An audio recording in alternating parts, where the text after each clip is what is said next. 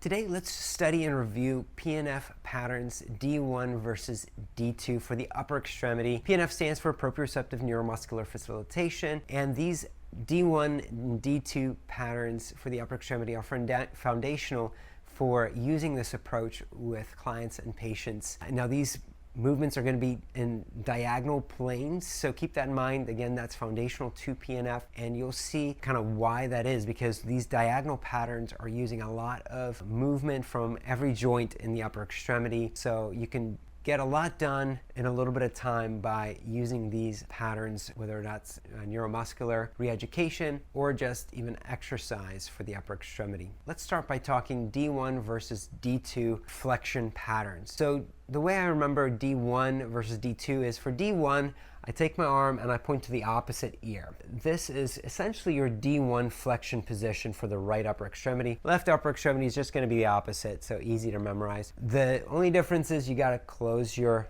finger, and then you're pretty much in the D1 flexion position, and it's flexion versus the extension position for D1 because of what the shoulder is doing. That's at least how I memorize it. So again, the shoulder has to flex in order to point to the opposite ear, so it's a D1 flexion position. D2 flexion is going to be, again, shoulder's going to be flexing, so coming up here, I use two fingers because it's kind of my memorization technique for D2, and again I kind of turn it sideways and open my fingers and radially deviate a little bit, and that is your D2 flexion pattern. Think about the shoulder. What's the shoulder doing to get into that position? That's going to tell you whether or not it's an flexion position versus an extension position. So let's talk about the D1 pattern first. D1, again, we're starting up here, pointing to our ear, making a fist, and that again is our starting position, and we're just going to do the opposite of what our arm is doing in this moment, and that is going to give us our extension position. So first, we've got our thumb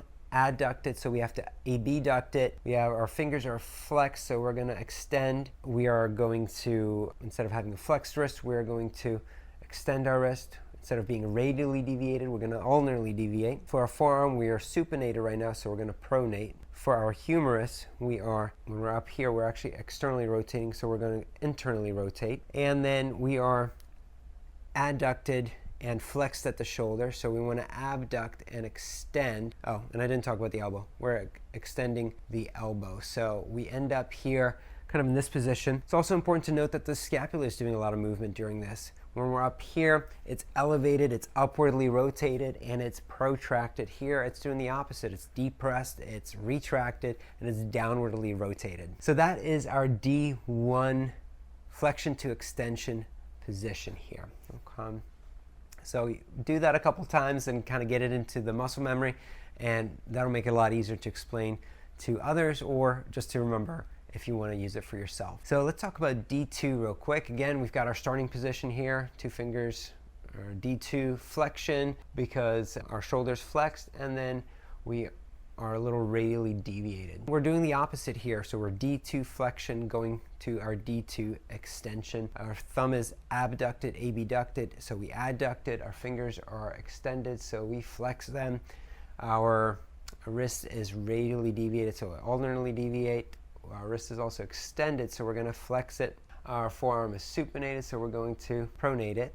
Our elbow is extended, so we're going to flex it. When we're up here, we're externally rotated at the humerus, so now we're internally rotating at the humerus. Our shoulder is flexed and abducted, abducted, so we're going to adduct and extend the shoulder. And again, the scapula is doing a lot of movements here. Up here, our scapula is upwardly rotated, it's retracted, and it is elevated. So here we end up protracted, downwardly rotated, and depressed. Hopefully that's a quick review of the D1 versus D2 PNF patterns.